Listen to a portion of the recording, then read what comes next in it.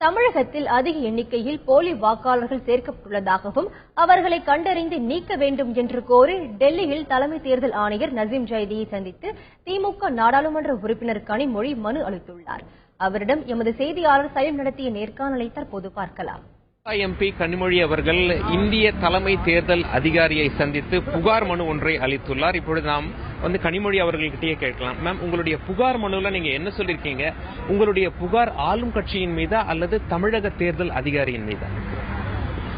யார் மீதும் தனிப்பட்ட விதத்திலே இந்த புகாரை நாங்கள் தரவில்லை. அந்த தேர்தல் பட்டியலிலே, வாக்காளர்கள் பட்டியலிலே பல குளறுபடிகள் இருக்கிறது. அதை சரி செய்ய வேண்டும் என்று நாங்கள் கேட்டிருக்கிறோம். தலைவர் கலைஞர் அவர்கள் சில நாட்களுக்கு முன்னால் ஒரு அறிக்கையிலே தெளிவாக சொல்லியிருக்கிறார்கள்.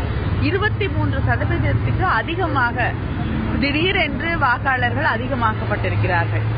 40 லட்சத்துக்கு மேல போலி வாக்காளர்கள் என்று தெரிகிறது என்று தன் அறிக்கையிலே தெளிவாக சொன்னார்கள். சில மாதங்களுக்கு முன்னாக தளபதி அவர்கள் கடலூர் பொதுக்கூட்டத்திலே திராவிட முன்னேற்ற கழகத்திற்கு வாக்களிக்கக்கூடியவர்கள் என்று தெரிந்தாலே அவர்கள் இறந்து விட்டார்கள் என்று அந்த பட்டியலில் இருந்து அவர்கள் பெயர் நீக்கப்படுகிறது என்று சொல்லி அந்த இறந்தவர்கள் பட்டியலை படித்துவிட்டு அவர்கள் உயிரோடு இருப்பதை மேடையிலே அழைத்து காட்டினார்கள்.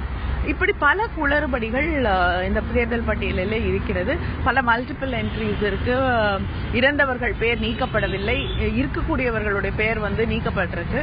இதையெல்லாம் தேர்தல் ஆணையத்திடம் தொடர்ந்து திராவிட முன்னேற்ற கழகம் அங்கே தமிழகத்தில் இருக்கக்கூடிய தேர்தல் ஆணையத்திடம் தொடர்ந்து சொல்லி வலியுறுத்தி கொண்டு வருகிறது. ஆனால் எந்த விதமான அதை சரி செய்வதற்கான பணிகளும் நடக்கவில்லை என்பதால் தான் இங்கே இருக்கக்கூடிய தேசிய தேர்தல் ஆணையத்திடம் அதை பற்றி சொல்லியிருக்கிறோம்.